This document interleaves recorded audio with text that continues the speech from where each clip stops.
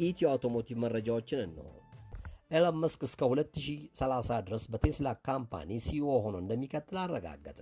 ኤለን መስክ ሜይ 20 በተካሄደው የኳታር ኢኮኖሚክ ፎረም ላይ በተደረገው ቃለ ምልልስ ላይ ከዚህ በኋላ እስከ 5 ዓመት የቴስላ ሲኢኦ ሆኖ እንደሚቀጥል ገልጿል። Tell me then how committed you are to Tesla. Do you see yourself and are you committed to still being the chief executive of Tesla in 5 years' time? Yes. No doubt about that at all. No, I might die.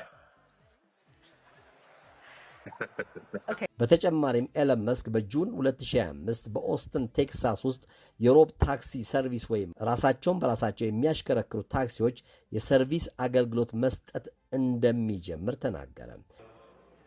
As you can see, I just arrived in the robotaxi, the Cybercab, and there's 20 more where that came from.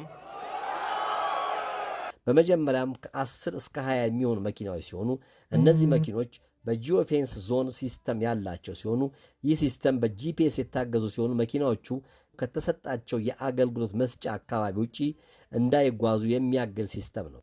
በቀጣይ ወራትም እስከ 1000 መኪኖች ለማድረግ እቅድ ተይዟል ብሏል።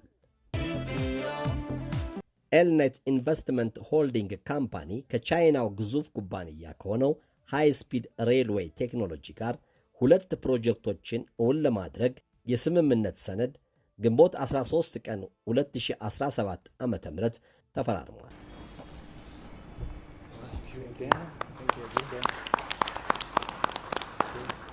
ስምምነቶቹም አንደኛ ግንባታው ከ150 ኪሎ ሜትር በላይ የሚሸፍን የባቡር መስመር ግንባታ ፕሮጀክት ሲሆን ይህ የባቡር መስመር ግንባታ ከቆቃ ተነስቶ ከጅቡቲ ደብረ ዘይት ካለው የባቡር መስመር ጋር የሚገናኝ ሲሆን በተጨማሪም ከፉሪ አዶዲ እስከ ሞገር የሚሸፍን መሆኑን የድርጅቱ አመራሮች በዕለቱ ገልጸዋል።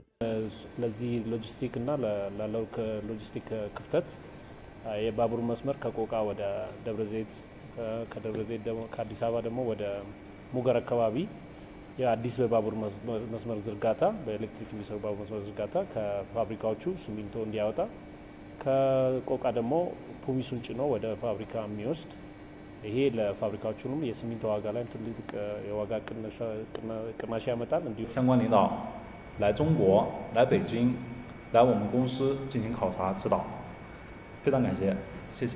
ሁለተኛው ስምምነት የባቡር ግዢ ስምምነት ሲሆን የባቡር ግዢው 6 የዕቃና 2 ዘመናዊ የሰው ማጓጓዣ ባቡሮች ሲሆኑ እነዚህም ፕሮጀክቶች ለማጠናቀቅ ከ500 ሚሊዮን ዶላር በላይ እንደሆነና እስከ 3 ዓመት ሊጠናቀቅ እንደሚችል ተገልጿል።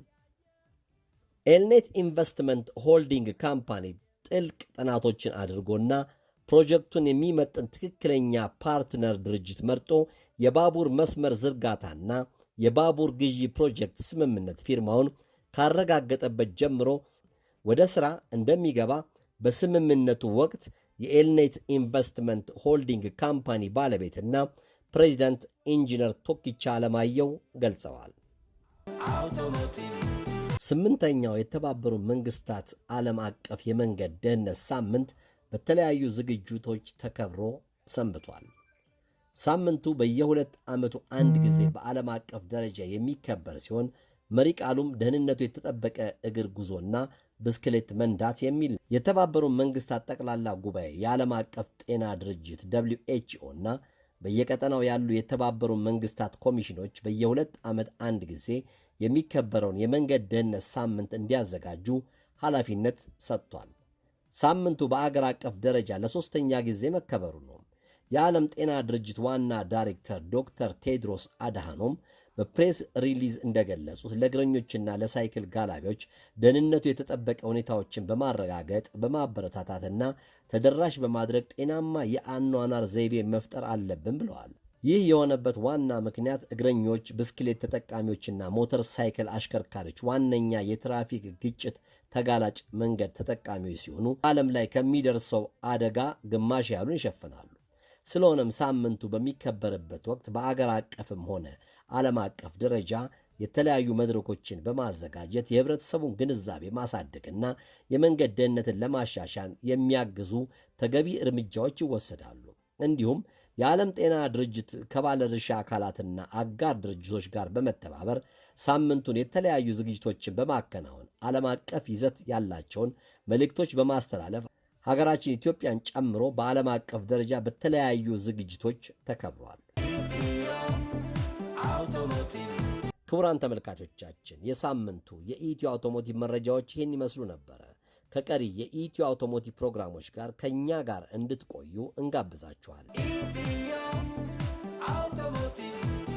ይመልሱና 10,000 ብር እንዲሁም ከሆቴል ነፃ ፓኬጅ በተጨማሪም ነፃ የሕክምና አገልግሎት ያገኙ። ኢትዮ አውቶሞቲቭ ቲቪ ሾው ዩቲዩብ ቻናል ከታች የቀረቡትን 2 ቀላል ጥያቄዎች በመመለስ እንዲሸለሙ ጋብዞታል። አንደኛ ለወጣ አሸናፊ 8,000 ብርና በተጨማሪም ለአንድ ቀን የአልጋ ወጪ ተሸፍኖሎ ከራትና ከቁርስ ጋር በተጨማሪም ከአዲስ የባህል ሕክምና የ5,000 ብር ነፃ የሕክምና አገልግሎት ይበረከትሎታል። ሁለተኛ ለወጣ አሸናፊ 2,000 ብር እንዲሁም ለአንድ ቀን የአልጋ ወጪ ከራትና ቁርስ ጋር እንዲሁም አዲስ የባህል ሕክምና የ5,000 ነፃ የሕክምና አገልግሎት ይሰጥዎታል። ጥያቄውን በትክክል የመለሱ አሸናፊዎች በርከት ካሉ በቀጥታ በዕጣ የሚለዩ ይሆናል። ጥያቄ ቁጥር 1 ይህ ምልክት በትራፊክ ሕግ ምንን ያመለክታል? ሀ ምልክቱ ባለበት መንገድ እግረኛ ያልፋል። ለ ምልክቱ ባለበት መንገድ እግረኛ ማለፍ ክልክል። መ ምልክቱ ባለበት መንገድ ፈጥነህ እለፍ። ጥያቄ ቁጥር 2 ይህ ምልክት በትራፊክ ሕግ ምንን ያመለክታል? ሀ አሽከርካሪዎች ጥሩምባ መንፋት ይችላሉ። ለ የጥሩምባ ድምፅ ማሰማት የተከለከለ ነው። መ ጠመንጃ ይዞ ማለፍ የተከለከለ ነው። እናመሰግናለን።